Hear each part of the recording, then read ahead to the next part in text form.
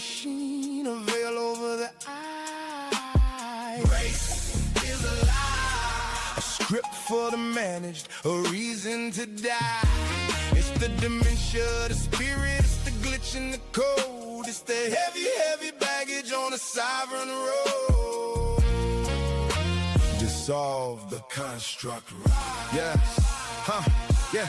It started as a lie, a whisper in the dark, designed to keep the brothers from finding the spark. Father is a soul whose sovereign operating system was no longer whole. He didn't pull that trigger from his fully human place. The construct had the wheel, the construct ran the race. So stop fighting your father and dismantle the disease. If a lawyer wrote the code, the architect holds the keys. What was manufactured can be dismantled. Great Wednesday. Welcome to the Fully Human Trinity podcast. I'm your host, King. I'm joined today by my co-hosts, Jess, Esther, and Mike Murphy. How you all doing today? I'm doing great today.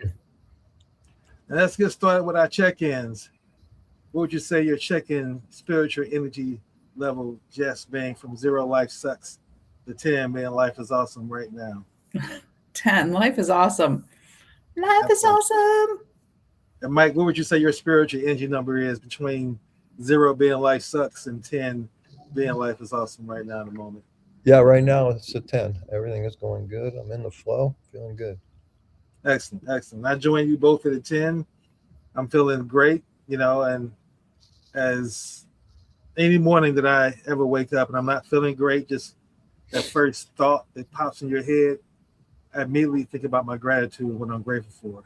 And when I go through that list, that puts me in gratitude, because I want to make sure I let everyone know it's not about adding that you got to think positive all the time or that you're going to think positive all the time. It's just that you want to be grateful all the time. That's the thing. And that gratitude energy will lead to positive thinking.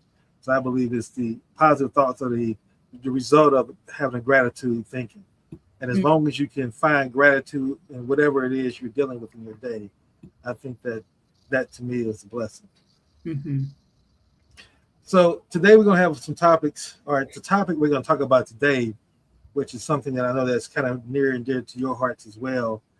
But I had a conversation with a colleague of mine. We were talking about social media marketing and how the world has changed and gotten to where everything now is about the click and everything is about being disingenuous. That's accepted. As a matter of fact, that's how you're taught to be disingenuous. Come up with the most creative looking thumbnail with the most catchy title, and that's what you focus on.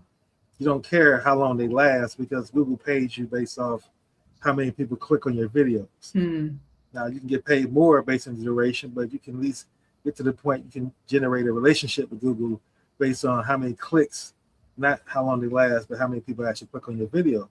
So because of that, a lot of people use whatever tactics they can use. A lot of people come so much that it's called clickbait. If you put something on your title or in your thumbnail that's disingenuous, the topic of what your video is about. And I know that for us, our purpose is love. It's serving with love, having love be a part of how we live our lives in some form of capacity every single day.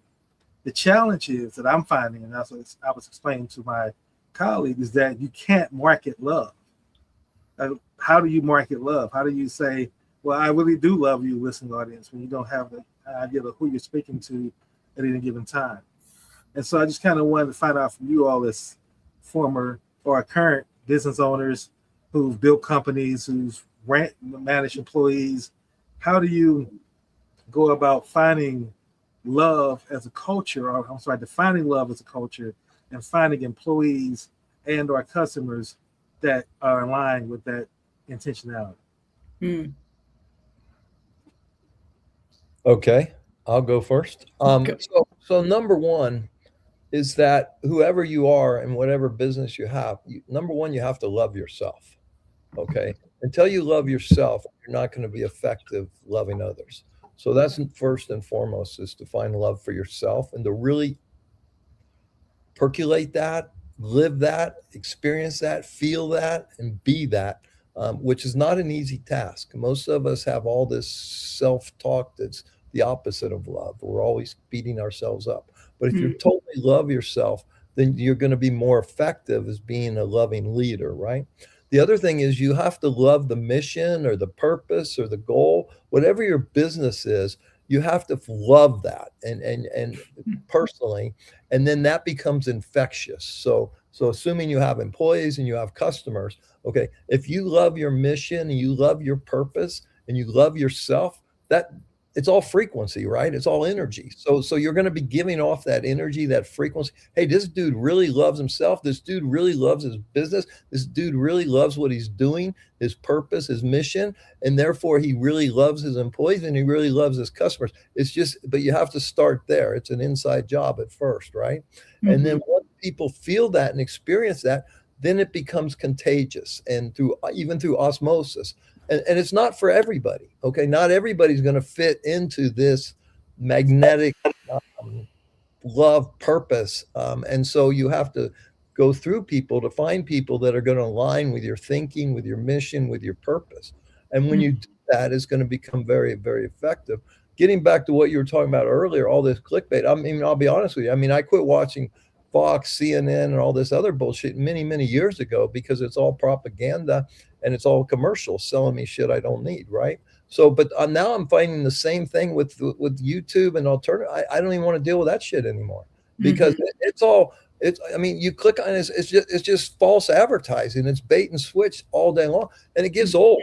I don't know what the next new thing is going to be, but I think the world is ripe now for sincere thumbnails and with real truth and real action.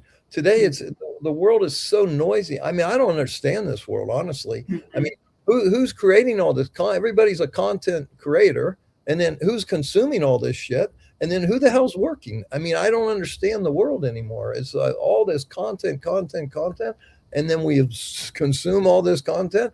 And are we becoming better people because of it? Is society becoming better of it because of it? Is the world becoming? I don't see it. I think we need to turn all this bullshit off, frankly, and get back into nature, get into our heart, get into our soul, and find something that's going to bring us not only success, because success without fulfillment is empty.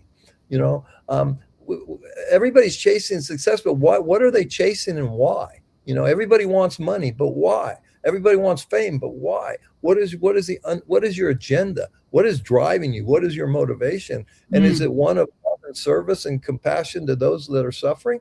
That, I mean, those people that do that kind of work are far and few between. We need more people doing that work that really care about the bigger picture here, that can step out of themselves and their own desires, their own wishes, and look at the greater group here. You know, for me, it's easy because I have 4 kids, 8 grandkids, and 2 more coming in August. So I look at the world that way. Okay, what can I do for my children and my grandchildren to leave this place a little better? Now, of course, I mean, I haven't always been like that. You know, when you're younger, I'm raising a family, I'm creating a business. So your focus shifts. As you get older, you know, you have to start looking at the bigger picture.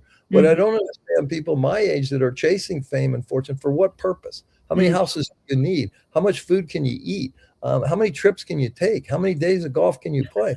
So for me, it's like, okay, now I'm in the latter half of my life. What can I do to make this place better when I'm getting ready to exit, right? And so when I'm getting ready to exit, what can I do to leave a better world for my children, my grandchildren, and all of humanity for that matter? Because I really don't differentiate between my biological family and my human family. To me, it's all pretty much the same. Of course, you know, I have more obligations and responsibilities to my children and my grandchildren, of course. But I don't see much difference between them and the rest of humanity, honestly. That's powerful, Mike. Yep. Definitely. Yeah, I recall sitting with you for the first time, Mike, and hearing the ethics that you have within you and the love that you have for the work that you're doing and how important it is for the employees to be filled up.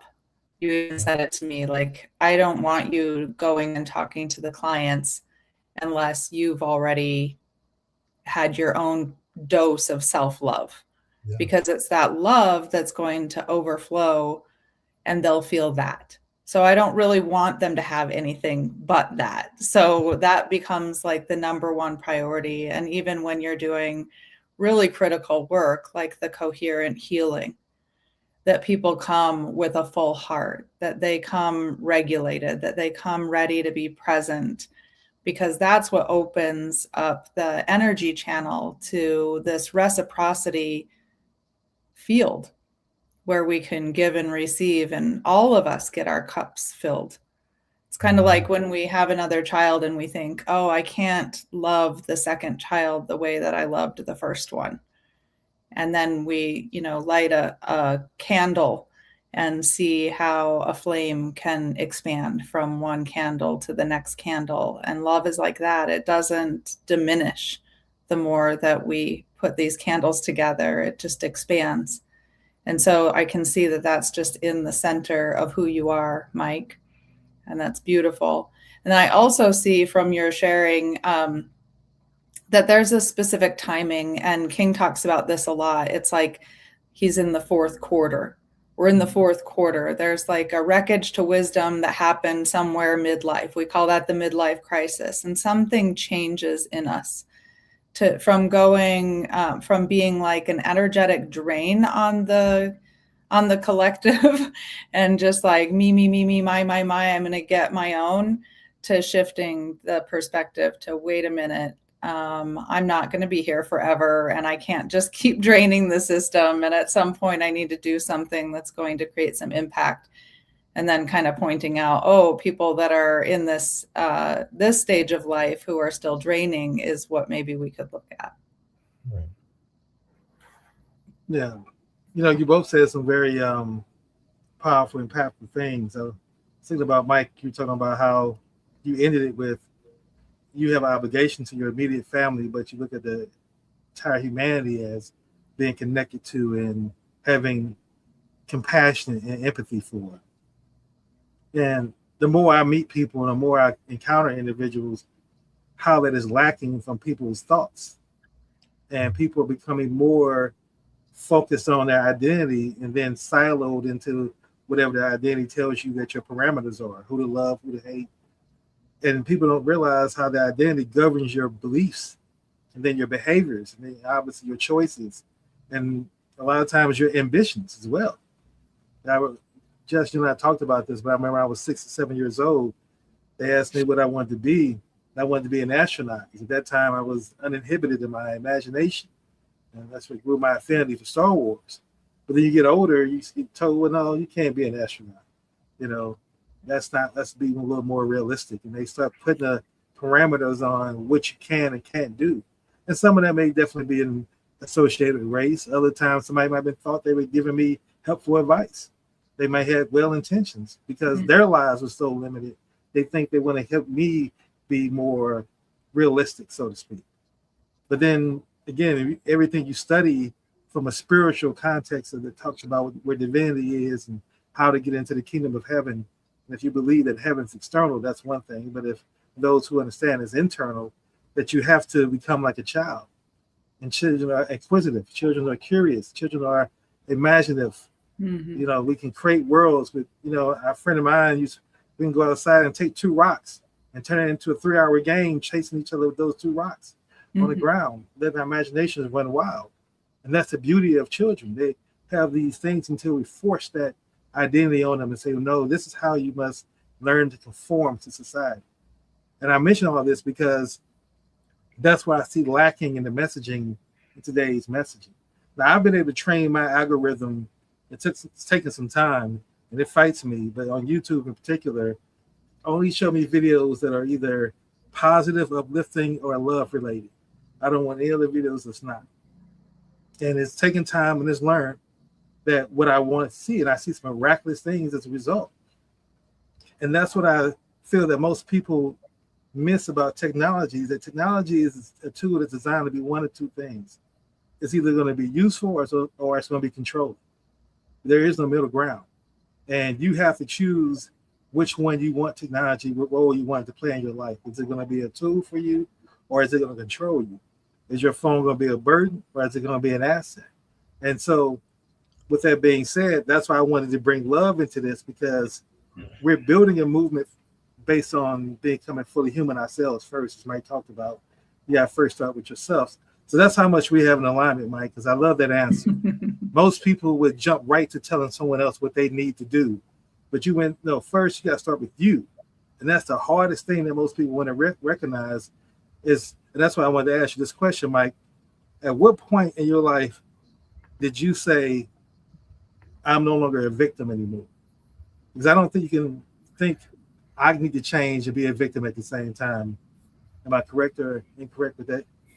You know, to be honest, I mean, I'm not sure that I've ever fully accepted victimhood for a long period of time. Of course, we all have moments where we feel we got screwed over, or in my case, you know, most of the times it's my own doing that creates the drama or the pain and suffering in my life, right? Mm-hmm. But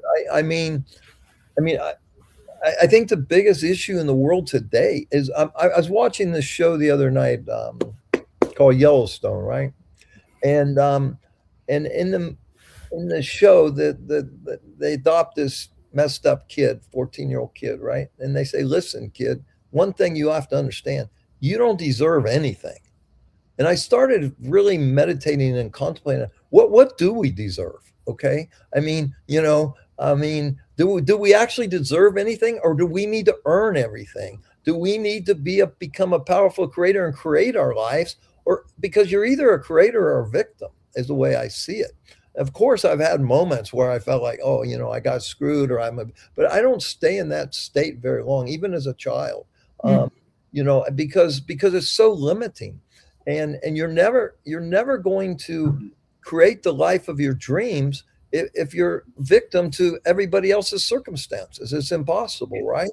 And so this is a difficult conversation because I deal a lot with cancer patients, even with my own wife who had breast cancer at the age of 29. You know, how do you say to somebody, you know, you have to own that. You created that. You manifested that. People say to me all the time, you know, I'll say, oh, I have this issue over here. I have this. Well, Mike, you manifest. What are you doing in your life to manifest that kind of issue, challenge, or problem? Okay. And 9 times out of 10, I have to take a look at it and say, yeah, that's what I was doing to manifest this experience. But the truth is, we manifest everything in our life with our thoughts and our emotions. But no one ever teaches us this, right? So I was very, very fortunate at the age of maybe 25 or something to meet a man that taught me the power of your thoughts, the power of your imagination, where there's no difference between imagination and reality. Whatever you can imagine, you can create, but you have to have a technique, a strategy. So he taught me a strategy to create an intention as if what do you truly want from your heart's perspective, not from this crazy thing here. What do you really, really want in your life, and why? Okay. And then create an intention, 1 or 2 paragraphs, write out. How many people actually write down a plan for their life? Okay. You know, we spend more time planning our vacation, our summer vacation, we do planning our damn life. Right. And so without a plan, you're never going to materialize anything. You're just, you know, I used to listen to a guy named Zig Ziglar way back in the day. Right. And he said, you're either a wandering generality or a meaningful specific. Okay. Until you become a meaningful specific, you're all over the place. You're not going to create or manifest anything that you truly desire. You have to sit down, get quiet, get still, go inside, say, okay, what is it I truly want? And what this man taught me is you break your life into different categories, right? Because we're multifaceted. You know, we have financial, we have relationships, we have health, we have all these other things. So around these, what he gave me was 6 subjects. Create a powerful intention for each one. So in my case, what did you want more? I wanted a relationship, right? So let's put it down as if it actually exists. Because once you do that, it does exist in the field of infinite possibilities. And so then the intention is the electricity that goes into the field, and the heart is the magnet that draws it back. And we live in an electromagnetic world. And so it's just from a common sense standpoint, it just made total sense to me. But I had no faith in this other than the fact I was desperate. So I just did what the man told me. I followed the simple little instructions, and everything in my life changed, and everything in my life became much more beautiful, successful, in spite of the difficulties of life. I learned to overcome those. And so it's so important that we realize that we are powerful creators and that we actually came here. You know, this is where it gets a little woo-woo and a little more difficult to accept for some, perhaps. But when you realize that, yes, you know, odds are, okay, I'll say odds are that when I was not in body and form, when I was just pure spirit, okay, I believe that there's other souls in a soul family, in a spirit family, and that we plan these experiences to come here into 3D reality, okay, which is just one frequency of many, right? We live in the frequency of light, which is 1% of all frequencies. So what's going on right here? Okay, we don't know because we can't access it, because all of our DNA is not turned on, or because we're not spiritual evolved. I don't know why we can't access it, but the truth is we can't access. Dogs can hear things we can't hear. People see things that we can't see, right? So it's all about expanding our consciousness and evolving and realizing that we have the power to create what it is we truly want. Most of us never even spend the time to find out what we truly want. We're chasing shit that our parents programmed into us at 6 years old or 7 years old, or some teacher programmed into us, or some relationship person, right? So we never get clear on what do we truly want, and why am I here, and what am I supposed to be doing? What do I need to learn? What is my purpose? What's going to fulfill me? Because it's all about fulfillment. If you want contentment, you don't chase happiness, you don't chase money, you don't chase. It's all an inside job. And when I can get comfortable in my own skin and love myself and realize how this law of attraction really works and how I can vibrate at these certain frequencies, and we're magnets, guys. The heart is a magnet. It's probably the most powerful magnet there is, right? So we just draw this to us when we're clear about who we are and what we want. And that's the miracle of this place. And this is how everything works. Look at nature. You plant something into the ground and out comes something else, right? So this is how everything works here. But we get so complicated, and we are never taught the truth about this system here. And so we're all messed up, and it's getting crazier and crazier and crazier as we open this technology. I think the best thing we could all do is turn off these devices, go out into nature, sit under the sun, ground the Mother Earth, and ask God, or ask Source, or ask our angels, or ask our guides, help me here. What am I supposed to be doing? What is going to serve my life? And see how it feels, see how it resonates, and get clear on that, and then just go do it. It's really, I know I'm oversimplifying this shit because life is difficult. I get it. We all have other problems to deal with. But the truth of the matter is we need to simplify all this shit and get into our heart and our soul and realize that there's lots of help out there. We just need to ask. You said a lot there, definitely. And I was thinking about when you were talking about getting out in nature, how Mountains of Hope is set up for that purpose with the intentionality. And I think about the conversations Jess and I have had about her going outside, so I need to get myself grounded, and just getting out in nature, and how that intention is something you look forward to. So Jess, I kind of wanted you to piggyback on something Mike said there about your own choices to get out in nature, how important it is to your daily rhythms in life. Yeah, it's been essential. It's like at the center of my life. I have focused my career on autism, and working with the children on the spectrum has shown me my own neurodivergent abilities. And part of that is that I tend to get really wound up inside. I can only spend so much time indoors in front of a screen and in front of a light before I feel like I have springs in my hips and I need to start bouncing around and moving. Some people would call that ADHD. But there are a lot of labels that we have on the spectrum that I think just come down to a biological imbalance. And really that's what Mountains of Hope is there to support, is just like to come back into homeostasis. And so what I learned in working with children was that when the body becomes frustrated, irritated, kind of down in the lower frequencies, agitated, stressed, that those are perfect signals to not like sit down, shut up, figure it out, to not focus harder, to not like will your way out of it, to not have brain power and learn hard. Those are all the programs I received as a student. I've learned to listen to those body signals and go outside. And I learned it from one student in particular. I remember she was a safety problem in a school because she kept running. and runners get kicked out of schools faster than anyone else. The behavior is called elopement. It's a high danger because they can just run out into the street. So schools don't want to keep them enrolled, which is understandable. But that's really where my expertise lies, in supporting people with emotional regulation. And so I had one student where every time she would do this breakout, I noticed that she would go to the specific area of dirt. It was a deep color dirt.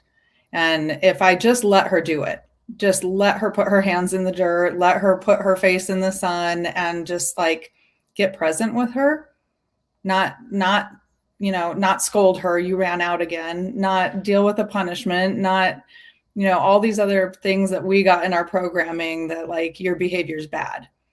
But understanding like you're having that behavior because your system's literally detached from the system. Like if this is a light frequency grid and we're like held within this one stream where we can connect to this reality, there are some of us that actually get disconnected.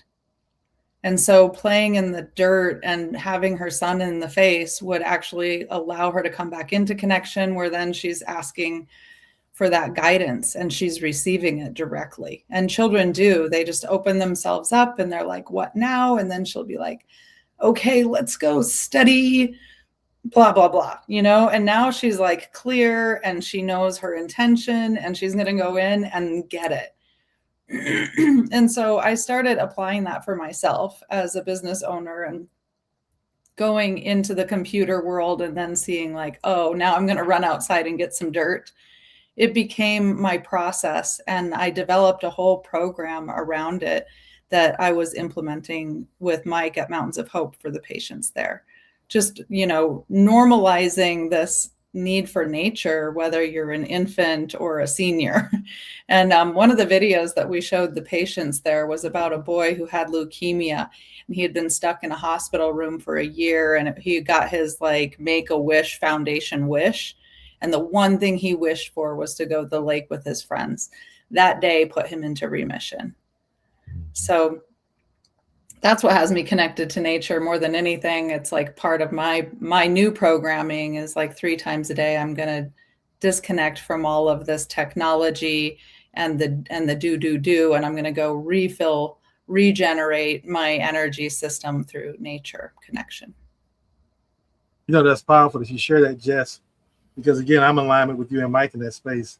I just want to add this, and I want to play a little short 3-minute video that I came across in my YouTube algorithm that speaks directly to what we're talking about. And I want to get you all's thoughts on it. But I wanted to say this point first. The reason I kind of shifted away from love conversation to the authenticity conversation is what we're talking about. How to be authentic is nature grounds you to the authenticity. And that's why I want our listening audience who may have missed that. That's what we're saying, that before you can really be of love, you got to get in the rhythm of how to get into your own self and get out of your head. And nature is one of the best ways of doing that. So I just want to keep people present to that. So let me play this video for you real quick. This gentleman breaking down the importance of getting in nature and how it impacts and affects the brain. Is destroying your brain's visual system. And I'm going to use the modern world is destroying your brain's visual system. And I'm going to use neuroscience to prove it.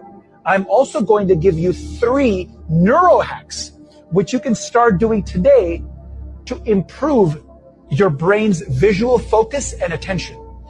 You're supposed to blink 15 times per minute. But guess how many times you blink when you're staring at a screen? Only 5 times per minute. That's alarming, because blinking resets the brain's visual system to enhance focus, because there's these sudden changes in light patterns.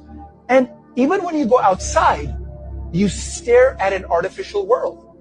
Houses, cars, buildings, streets.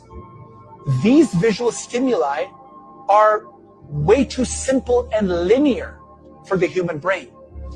It doesn't get enough dopamine from them. So no wonder most people are unhappy, and they get their dopamine fix by being addicted to bad habits. So here are 3 neuro hacks you can do today to 10x your brain health and improve your visual focus and attention. Number 1, create a habit of consciously blinking when you are working in front of a computer. Number 2, take a break. Go in nature so you can be around fractals. Fractals are these geometric patterns you find in nature which have the perfect complexity for the human brain. Our brains have evolved to love fractals. In fact, even a 3-year-old baby can recognize fractals. And the last brain hack, thread a needle. Threading a needle improves your focus through microsaccades. Microsaccades are these very tiny eye movements that are happening all the time. And so when you force your brain to regulate the frequency of microsaccades by threading a needle, you get an activity that improves the sharpness and acuity of your brain. So I just want to get you all's thoughts on that video based on our conversation. Well, the one thing I would add that I know is very factual is, so for example, I'm looking at this computer screen, right? So it's a rectangular, all straight lines. I'm looking at the box within it on your StreamYard thing, all straight line. There's no straight lines in nature. Okay. Mm-hmm. That's the beauty of nature. There are no straight lines. And then I forget the code, but you know, there's it starts with an S and I'm going to get screwed up, but like look at a snail. Okay. And the geometry, there's sacred geometry and there's numerology. The whole universe is made with zeros and ones. Okay. This 3D reality is very, very fragile system here. Right. But the truth is, the matter is that we're stuck in this now with this thing. It started with the television. Before that, it was radio waves. And so we need to get into nature. You know, you can charge your cell phone. You can plug into a tree. A tree puts off enough electricity to charge your cell phone. Okay. Everything is electrical. Everything is atoms vibrating at a certain frequency. And so that's why this nature is so important. What this man is so talking about. You watch these little children today and you put them on an iPhone for a couple hours. I mean, for a couple minutes, and then take it away. You can just see the brain is just lost. Yeah. And when you remove it, it's like literally taking a crack pipe out of their hands. Right. They become so addicted so quickly because of all this stuff. The brain is not supposed to handle this. We're supposed to be inside enjoying the beautiful sunshine and the green trees and the nature and the fresh air, right? We're way out of touch with all this stuff. I don't know what the answer is down the road, but we need to find one. Yeah. I think we've been really disconnected, and the way to get reconnected and connected with each other and connected with love is that natural way, stepping into the natural way, the natural world more often than not. Yeah. And honestly, we have to find a way to educate these children. No one teaches children the truth, right?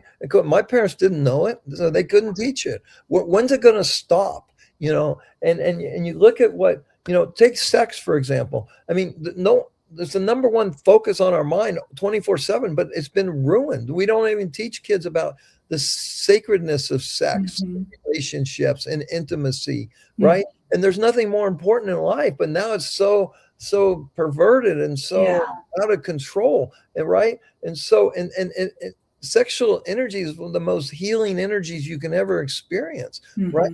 But we're not taught that. We're taught just the opposite. So whoever runs this system, okay, is all about, the wrong kind of sex, the wrong kind of money, the wrong kind of entertainment. We got to get back into nature and to sacred ceremonies. And, I was watching this show, what's the name of it? Whatever it is. And so, but they got married in ceremony. Okay. And they were Indians, American Indians. Yeah. And so they got married in ceremony, not like Yeah. in front of the guy at the county courthouse or some. Yeah. No, it's a sacred ceremony, but you got to understand it. I was 21 years old when I first got married, and I stand in front of God and my friends and my family, and this is the only woman I'm ever going to have sex with the rest of my life. No one ever explains this shit to you, right? Right. It's an insane concept when you really analyze it, unless you're taught it, say 12, 13, how sacred that is. And then you're you know, odds are you're never going to marry that person until you really do a lot of work around that. That's why marriage rates are what, 50% failure or more. So we have to get to where we educate these children if we're ever going to change this system to make it more natural in the way it should be. Yes. Absolutely. And to that point, Mike, that's why I believe that technology plays such an important role in that, is because how it can be used to educate. I get so much value out of YouTube. I pay money for YouTube per month. I pay for their subscription, so I don't have commercials. And it's the only streaming service I will pay for consistently, because I also learn from it. There's this book called How to Read a Book. I'm forgetting the author's name, but it was told about Jim Rohn. And I always found that was a fascinating title. And I thought, how to read a book? I thought you know how to read a book. Then you don't need to be, if you know how to read a book, you don't need a book on how to read a book. You know? But then when you read the book, he tells you, no, it's different forms of education. Are you reading for entertainment? Are you reading for information? Are you reading to teach? And see, when you begin to change your intent, it changes how you read. Mm-hmm. Are you highlighting and writing the margins of books? And certain books are designed to expand your knowledge base. And to your point, Mike, and that's what I see that's really missing so much in society, and particularly within the American culture. And that's why when I moved to Washington, D.C. from St. Louis, it was a huge culture shift. But St. Louis is strictly black and white. That's all you ever saw until you went to, I came to Maryland. I got a chance to start seeing immigrants from different places, Asia, Africa, India, it didn't matter. And the different cultures they brought with them that hadn't been watered down to Americans' values. And one of the cultures that I found to be very, I would say, community oriented was the Ethiopian culture. Mm-hmm.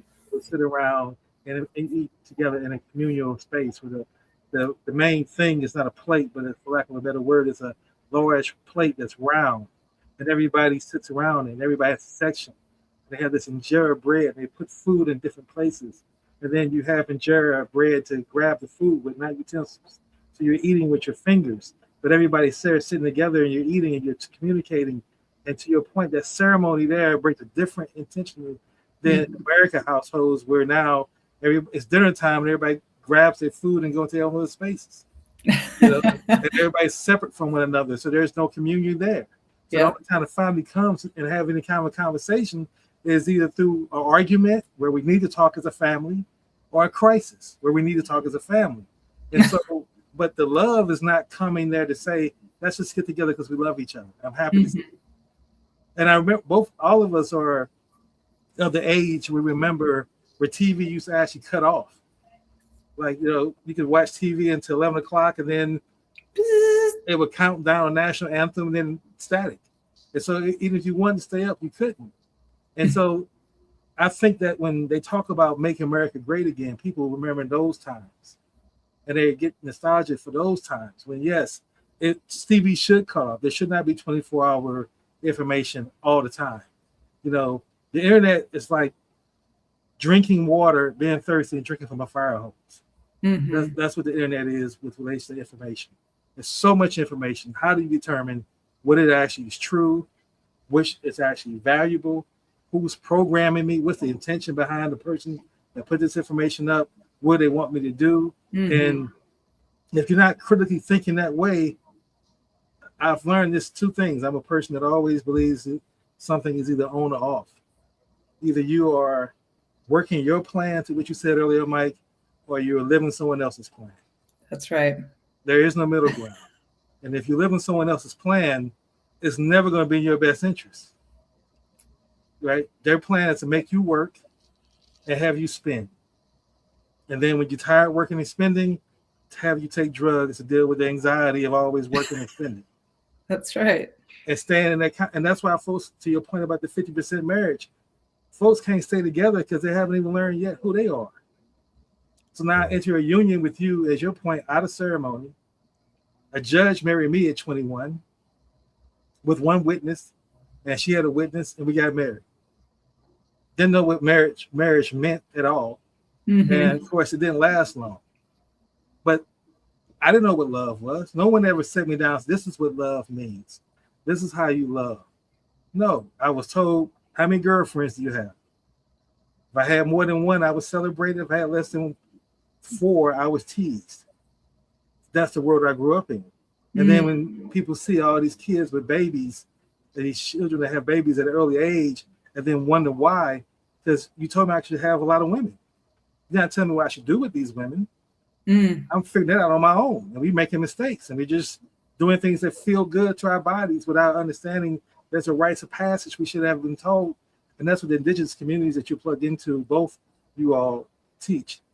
But what I want to do real quick is give you all just share a thought that you might have that's on your mind before we go into our musical break. Well, I want to comment on love because love is a very complicated subject, and there's many types of love. There's erotic love, there's family love, and there's love of God, right? And so the most powerful love is unconditional love. But how many children receive unconditional love? I would suggest to you none, right? And so I didn't even really know what unconditional love was. I didn't even know what love was. And then the first time I learned about real love, unconditional love, is when I had my first child. And then you realize, whoa, I would give my life for this child, right? That's unconditional love. Now, as that child grows up and then I develop expectations that I want this child to do this, now that love soon becomes conditional love. And so that's not love. That's an agenda. That's not healthy. So what we need is unconditional love, first for ourselves and then for our loved ones, and then try to expand that into as much humanity as you can. But you have to be very careful, because there's many people that will take advantage of that because they're not in love with themselves and they're out to get stuff from other people. So that's where it becomes a very dangerous kind of thing that we have to, the Bible says to be, innocent as a dove, but wise as a serpent. And so it's really important that we understand that, I need to love myself unconditionally. In spite of all the bullshit I've done wrong, in spite of all the mistakes I've done wrong, I need to forgive myself, love myself unconditionally, love my children unconditionally, and then eventually start to love my employees unconditionally. But now you're getting into dicey area, because I have an employee that I want to love unconditionally, but there's conditions to that employment, right? So that's where we have to broaden that scope, and it can't be all encompassing love. Now it does become love with conditions, or a relationship with certain conditions, right? But we need to love ourselves unconditionally, forgive ourselves. Same with our children, our spouses, our significant other, and then we find more peace, more freedom in that love. But we have to understand love is, and also I believe that love should be more of a verb than a noun, right? Love should be an action, okay? That I'm going to consciously go, I want to help this person over here out of love for just them, okay? Just because they're, not that they deserve it, just because it's the right thing to do and it makes me feel good to help them through this situation, right? And so that's some form of love. And that's the kind of love that I believe that the universe, God, source, whatever you want to call it, blesses that. Not 1x, but 10x, 20x, 50x. When you can do for somebody that's suffering and you can help them out of that and alleviate that suffering, well, by whatever means that might be just a smile, it might be a holding their hand, it might be just sitting there present and listening, it might be financial help, it might be helping them move, it could be a myriad of different things. But when you come from that pure, unconditional act of loving compassion, that's where the blessings just become overwhelming. And that's what people have to realize, that, and you don't give to get, but when you give, you're going to get. And that's a spiritual universal law, just like gravity, right? Mhm. If I drop something heavy, it's going to fall to the ground every single time. Same if I help somebody that's suffering by whatever means, with a pure heart, with a pure intention, with no desire to gain, but only to serve and to love through this situation, the blessings become overwhelming at that point. Mhm. Yeah, I just want to share that I'm just really resonant with love. And I think that it becomes a state of feeling, like feeling the authenticity of the action being aligned.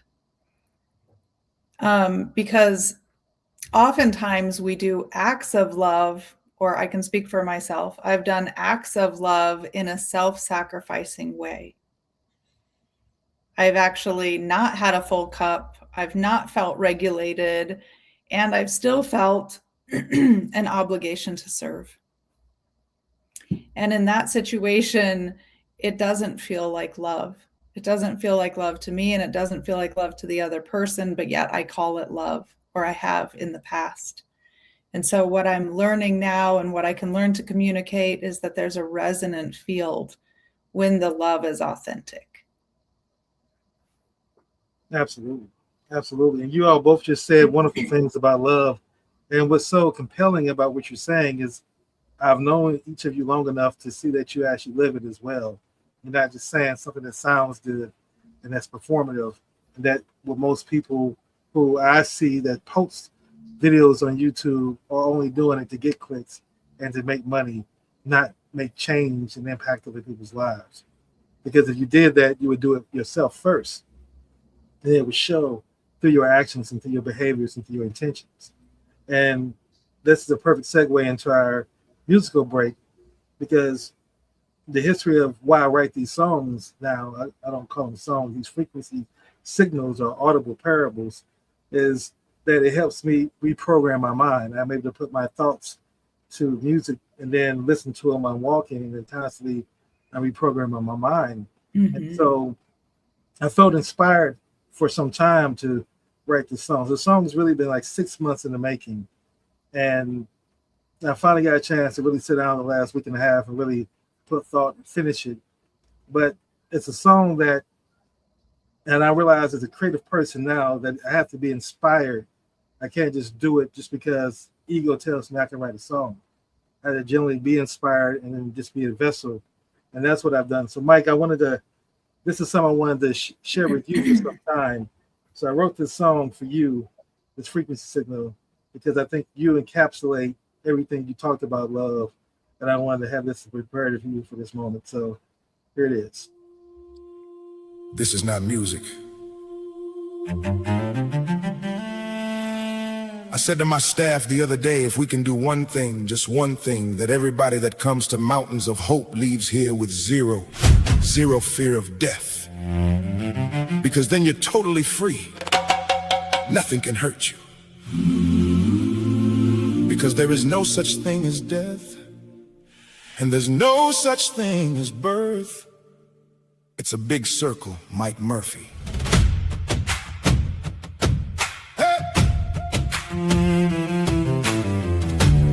Every sanctuary begins with a wound. The story of a man who planted his deepest grief 7,000 feet up in the Andes, and it grew into healing for every soul who climbs. 2002, she was 28 years old. Stage 3, he loved her anyway, loved her harder. 10 years together, 9 of them at war. The construct's medicine, poison in the chest, a scalpel, a burn, treat the symptom, ignore the cause. December 1st, 2010, they gave her 6 months, he never blinked, they fought to the final breath. June 2011, Margot flew home, grief stood at his door with 2 invitations, destruction or transformation. He chose to transform. Mountains of hope.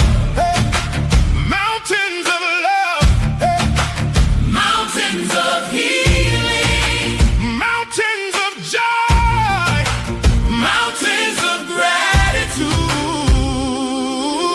This is where healing begins. Then came a sister with no husband and no insurance, talked down or talked over, priced out of her own life. 3 treatments could extend her life, but insurance pays for 1, so 1 is all she gets. And Mike said, here's my credit card, give her what she needs. That is the law of service, the giver rises first. Love from Margot was born from that moment. 200 women held, funded, seen and loved. Then their whisper became the seed.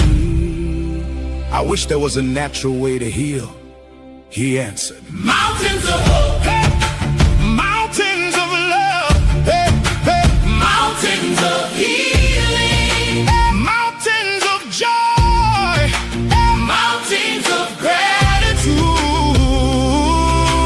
This is where healing began. 2016, he bought the land, 7,000 feet in the Andes outside Medellin. That energy the shamans came to bless. He built the world where the whole organism heals. Detox the body, quiet the civil war in the skull. Open the heart, forgive the inner child until you're fully aligned with your soul. Coherent healing at the mountains of hope. Sanctuary, body, mind, heart, and spirit vibrating as one. Rising to love energy at 500 hertz. Intentionality in every detail. Organic gardens, 120 fruits and vegetables. Pure mineral soil, farm to table alive. A professional chef who plates each meal like a prayer. Food is presentation, food is medicine. No sugar, no salt, only love and healing. Your own immune army multiplied 400%. Return to a body detox, nourished, ready for war. Cacao sweat like fire, and leave with zero fear of death. Mountains of hope, mountains of hope, mountains of love, mountains of healing, mountains of joy, mountains of gratitude.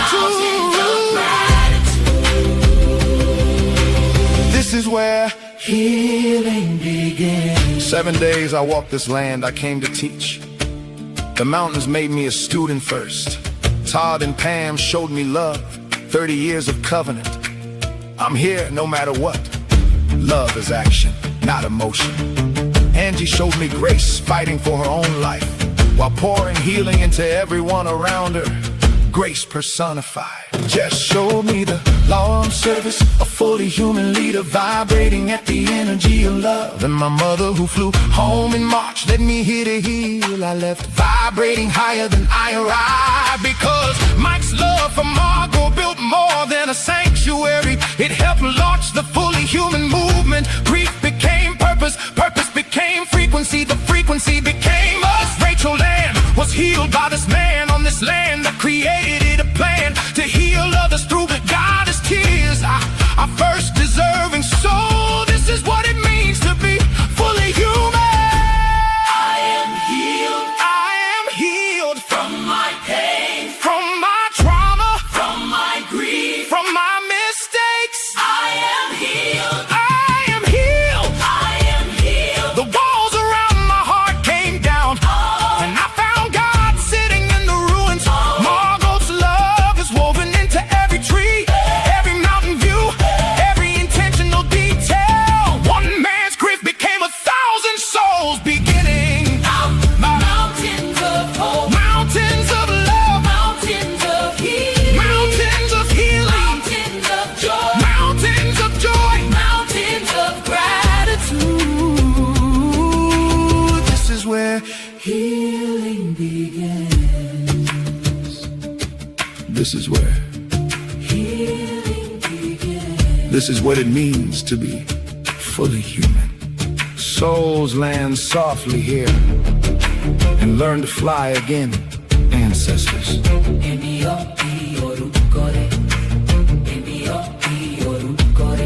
Osirahum, I am broadcasting at 500 hertz. Are you picking up?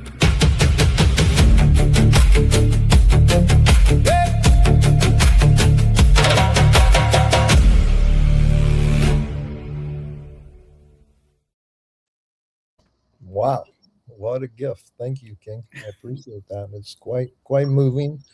You captured the story perfectly, so I'm very grateful that you did that. So thank you. Very moving. Honored to be able to share it with you, Mike. Yeah, good job. A lot of work. The biggest challenge, and that's where one of the biggest freedoms of releasing myself from the construct, particularly as relates to race, is the creative energy I feel when I happen to always be the victim and look at it from a lens of things that happen to me because of this thing that I can never change. And that's a horrible existence to live the world through, and a perspective to live the world through. And now, even the conformity of writing songs, I had so much to say, and I'm thinking like, well, most songs only have 3 verses, and it just repeats the same loop every time. I can't do that in song.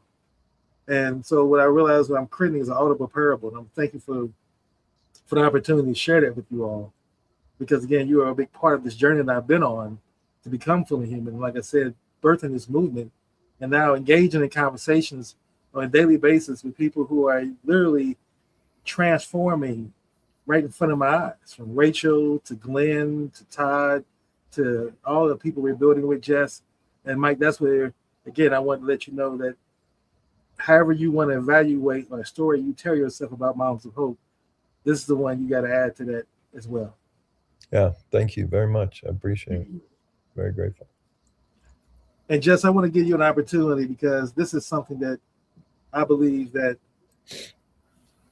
you've shown me consistently around the word love since I've known you. And that's the ability to always hold space in conversations where people are talking and not being in your head. And most people do, because listening is a skill. You have to learn how to listen. And then more importantly, give space. So can you talk a little bit about that? How do you love enough to do that, but then not love so much, or maybe that's not the right words I'm using, that it actually, you bring in their energy into you, and now you're left with their negative energy that they've been dumping in those meetings. Yeah. Well, I'll go back to the story I shared earlier of working with the children. Because when there's a moment where you actually need to take a break, and I think Mike's experiencing that break right now. You've been like going, and there's a conditioned way that you need to perform. And then all of a sudden you're like, no, I need to bust out of this pattern.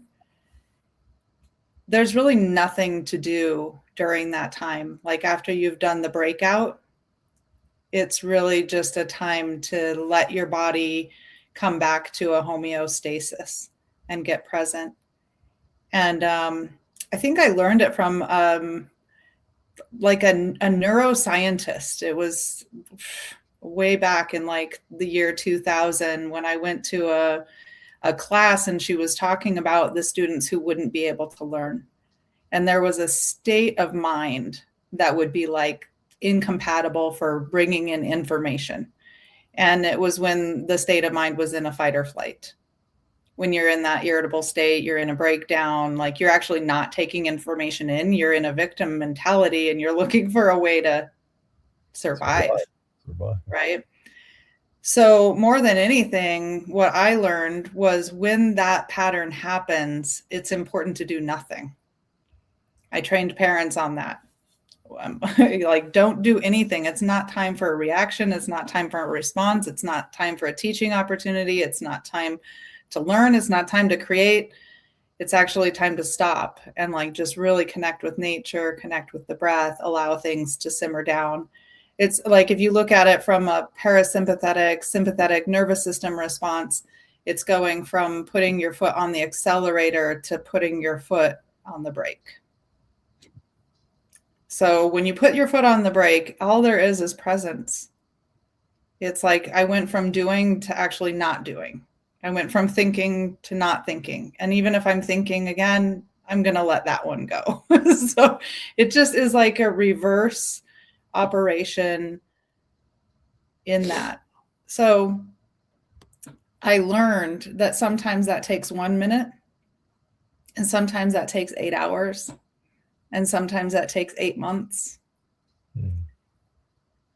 For me, I've been through a journey that seems to be like 12 years that I'm just leaving right now, where it's like, wow, I've taken a really big breath to be present and to pause, because I didn't want to create the thing that I created in the past that was full of stress. So being in that pause for myself has allowed me to very, very deeply be present with others who are in that pause. There have been some really significant teachers that I've had, some of them children, some of them babies, and some of them people who are exiting their life.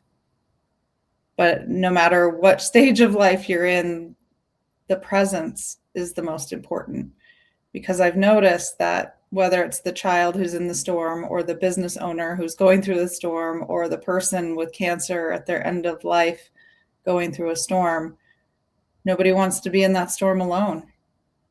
And every time I've been with that person, they've looked at me in my eyes and said, thanks for being here with me. I couldn't have done this alone. And I believe like nobody needs to be alone when you're in the storm. Like it feels like an ostracizing situation, like you're exiled or you don't belong. But the opposite is true. Those are the times when you belong to humanity and Mother Nature the most. Yeah, absolutely. You know, I think back to a time when I was up in Baltimore, and before I moved there, and I was up there driving around looking at the properties of what I wanted to buy and get familiar with the neighborhoods. Back when I ate McDonald's at that time, and I stopped at McDonald's, and I usually always eat the same thing: 2 double hamburgers and fries. And I ate one of the burgers, and I was saying to myself, I'm not really feeling hungry for this. For some reason, I wasn't hungry for the other burger. And so I'm driving down the street, and I see less than a block away from where I was, this man holding a sign. It was a homeless man. His sign specifically said, I would love a hamburger right now. Now, I've never seen somebody hold a sign for specifically a hamburger. You know, I've seen, give me some money, I need food, but never that specific. And so now some people who are not spiritually aware and attuned or negative will say, that's just a coincidence. But I stopped and gave that man that hamburger, and it was hot. And how can someone tell him that God didn't help him in that moment? How can someone argue with him that said that God didn't use me as a tool to help him? Mm-hmm. And so that's the point I'm making, is that I really believe that, and I think that's a mistake people who get too caught up in the religious dogmas believe. They're expecting these deities to appear out of the air, and that's what they consider to be a miracle. Right. Where if you really understand quantum physics, nature, and humanity, and sacred geometry you talked about earlier, Mike, you realize that the miracles are going to come from humans that's collaborative together, that's able to put their egos aside and say, we're going to do something together that has a higher purpose than just ourselves. We're going to do something that helps other people because we want the next generation to be better off than we were today. Mm-hmm. Like the people who were abolitionists who were willing to sacrifice their entire lives and careers to help people that had no knowing, never probably would ever meet, but just say, I'm going to stand on the side of justice. Mm-hmm. They have that kind of bravery during that time when somebody can just shoot you and destroy your business, and there wouldn't be any kind of retribution, justice for that. And you have that in your heart. For you all to be able to say, I want to impact the lives that you all have at Mountains of Hope. And I, like I said, I personally witnessed it. Because if it wasn't authentic, then I wouldn't have changed. It would just been a nice resort in a nice country. And I've been in many countries with nice resorts, but they wouldn't have had an impactful feeling that it has had. Right. And I want to close my last point and give you each an opportunity to say your last points, is that if you think about all the trips that you've had around the world that you've been, and the people I've talked to, the ones that people remember the most are the ones where they help somebody. Mm. They don't tell me when I was in 74, I went to this beautiful beach in Maui, and this beach, they don't tell me. They talk about who they helped and this person they met along that journey. Right. And that's what I wanted to share with folks. If you are ever in doubt about what to do, try to serve. And you realize you can't try to serve, you serve. And that's going to change your state. Mm-hmm. Without a doubt. So I'm led to share this in closing here. I would say a few months before Margot passed on, she'd spent some serious days in a hospital and overdid the pain medication. And for the first time ever, she said to me, my life didn't mean anything. It didn't count for anything. And so that led to about an 8-hour discussion of all the reasons why her life meant so much to many people, but me especially. But I'm reminded when I was a junior in high school, I got a job after school working for a woman who I was 17. She probably had a 23-year-old son. I was 6'2", 180 pounds. He was probably 6'3", 220. But severe cerebral palsy. I mean, literally like nonverbal, just couldn't in a wheelchair, couldn't walk, couldn't do anything for himself, right?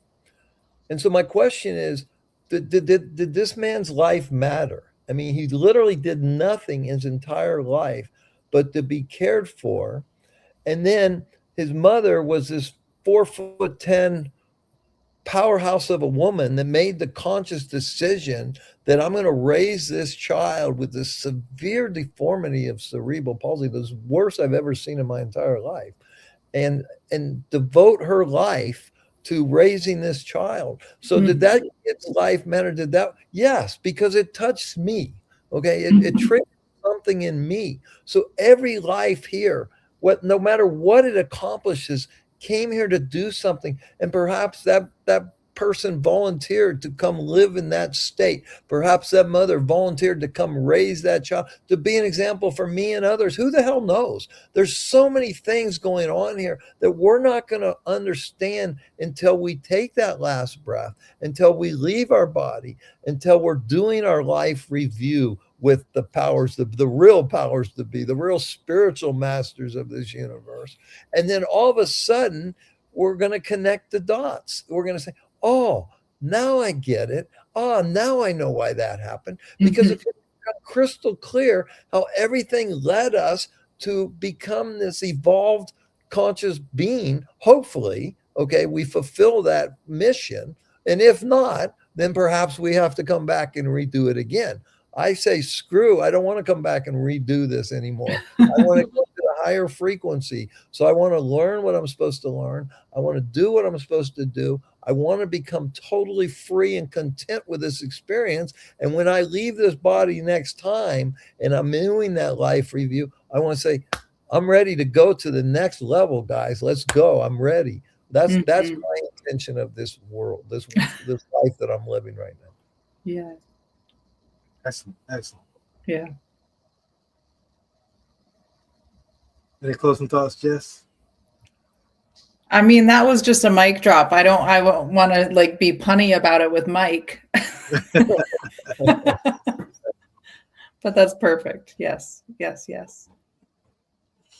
Well, thank you again, listening audience, and thank you, Mike and Jess, for being fully human, showing me what that word means, showing me and teaching me what love means as a verb, not the noun that we use in songs. And thank you for being present and showing up. And same for our listening audience. Thank you for tuning in to the Fully Human Trinity. Until next Tuesday at 2 p.m. Eastern Standard Time. Let's all continue to look for ways to become more fully human. Thank you. Thank you. Thank you, King. Race is a lie, a ghost in the machine, a veil over the eye. Race is a lie, a script for the managed, a reason to die. It's the dementia, the spirit, it's the glitch in the code. It's the heavy baggage on a sovereign road. Dissolve the construct. Yeah. Yeah, it started as a lie, a whisper in the dark, designed to keep the brothers from finding the spark. Father is a soul whose sovereign operating system was no longer whole. It didn't pull that trigger from his fully human place. The construct had the wheel, the construct ran the race. So stop fighting.